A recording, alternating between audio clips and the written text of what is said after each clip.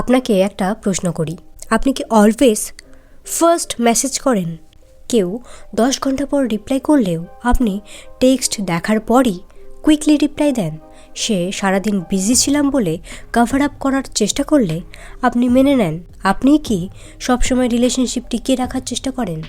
সব ব্যাপারে over explain করেন, নিজেকে অলওয়েজ প্রুভ করতে থাকেন, যার জন্য এত কিছু করছেন।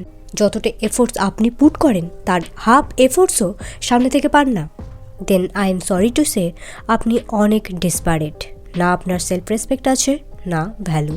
আপনি লিটারালি তাকে বলছেন, প্লিজ আমাকে চুজ করো, যেন সে ছাড়া আপনার কোনো গতি নেই। দেখুন, আপনিও জানেন যে যত বেশি অ্যাটাচড তাকেই সবথেকে বেশি কষ্ট পেতে হয়। অন্যদিকে আপনি দেখবেন এমন একজন যে অলওয়েজ ডোন্ট কেয়ার অ্যাটিটিউড নিয়ে চলে, যে বলে যার থাকার থাকবে, যার যাওয়ার যাবে, সেই সামহাও অনেক হ্যাপি অ্যান্ড পিসফুল মাইন্ডে থাকে। ইভেন সে অলওয়েজ প্রিন্সেস ট্রিটমেন্টও পায়। আর এটাই দ্য আর্ট অফ ডিটাচমেন্ট।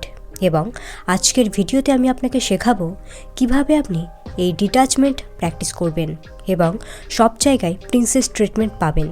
মানুষের লাইফে অপশান না হয়ে অনলি চয়েস হবেন এবং প্রায়োরিটি হবেন। ইভেন এই ভিডিওটি আপনাকে আরও শেখাবে কিভাবে আপনি অন্যের থেকে ডিটাচড হয়ে সমস্ত ফোকাস নিজের উপর আনবেন, নিজের বেস্ট সেলফে পরিণত হবেন, কনফিডেন্ট হাই ভ্যালু উমেন হয়ে উঠবেন। সো ভিডিওটি অবশ্যই পুরোটা দেখুন, বিকজ শেষের পয়েন্টটা অত্যন্ত ইম্পর্টেন্ট। এটা আপনার dating life, friendship, self worth সব কিছুই বদলে দেবে।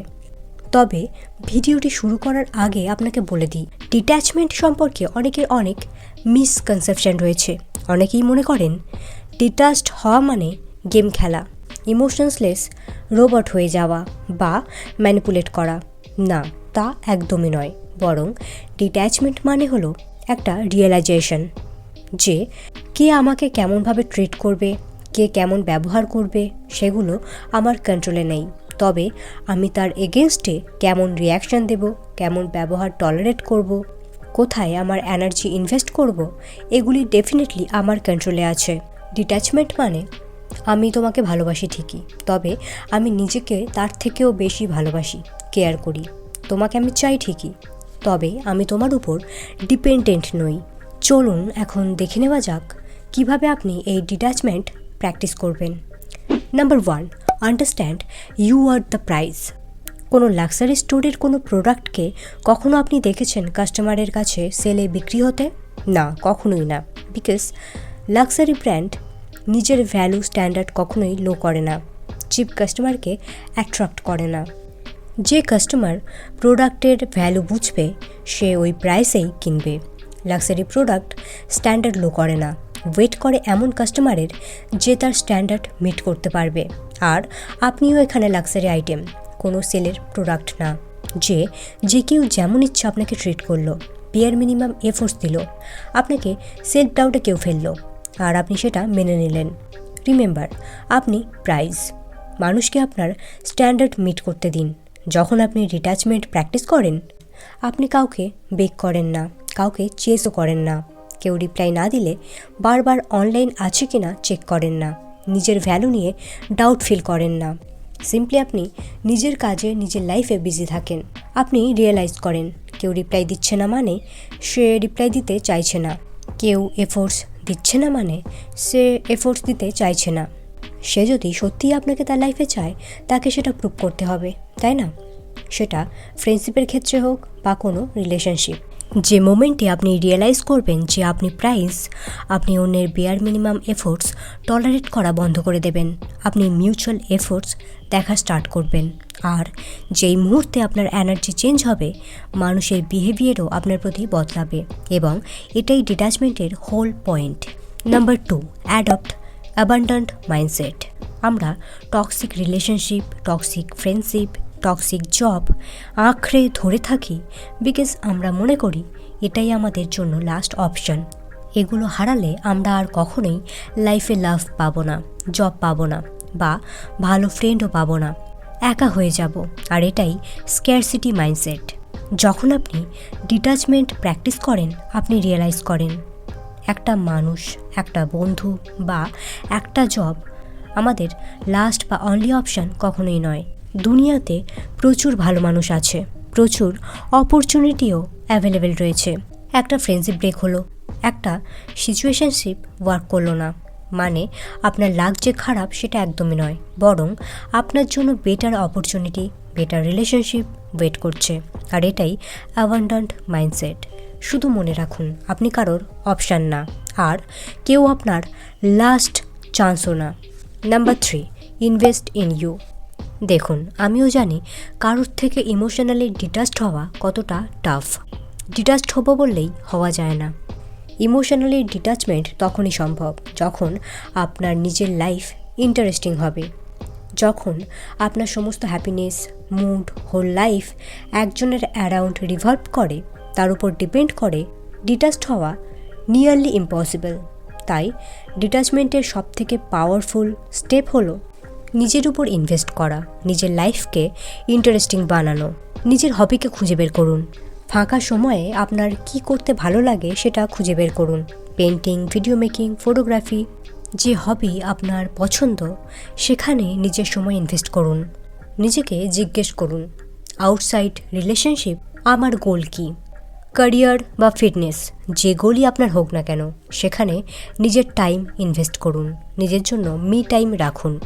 বই পড়ুন, মুভি দেখুন, জার্নালিং করুন, ওয়াকে যান, নিজের পছন্দের খাবার বানান, স্কিন কেয়ার করুন, নতুন কিছু শিখুন, জিম, ডান্সিং ক্লাস বা যোগা ক্লাস জয়েন করুন।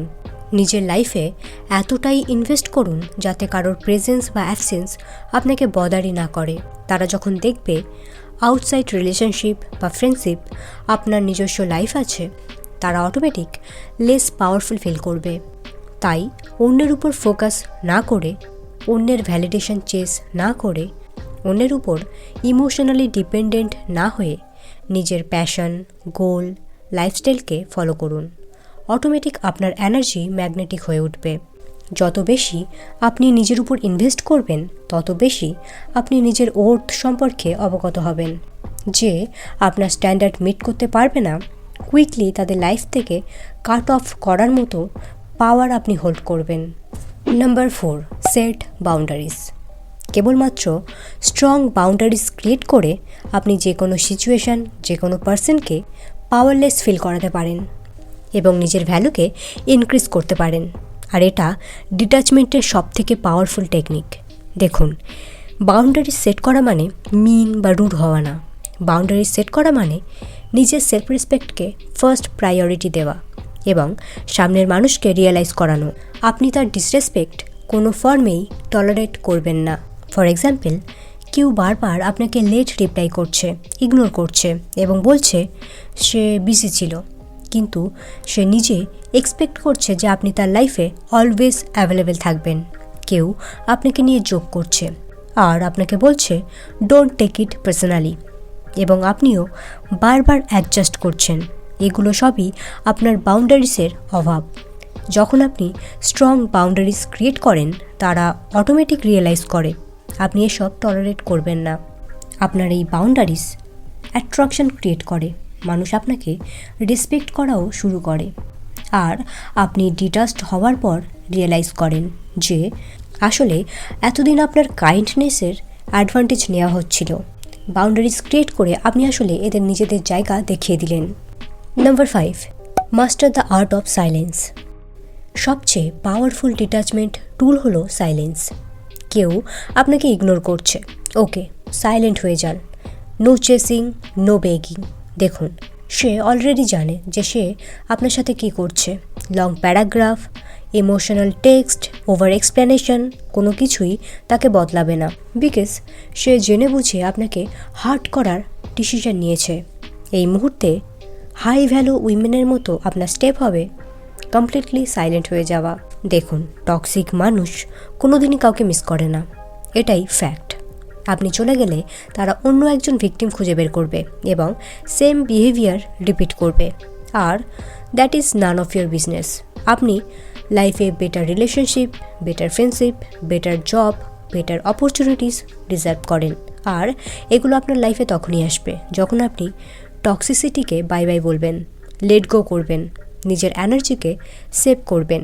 সো ডিটাচমেন্ট বেসিক্যালি আপনাকে শেখায় ক্যাওস, টক্সিসিটির বদলে পিস এবং হ্যাপিনেসকে চুজ করতে, অ্যাটাচমেন্টের বদলে সেলফ রেসপেক্টকে চুজ করতে, ফিয়ার এবং স্ক্যারসিটি মাইন্ডসেটের বদলে অ্যাবান্ডেন্ট মাইন্ডসেটকে চুজ করতে।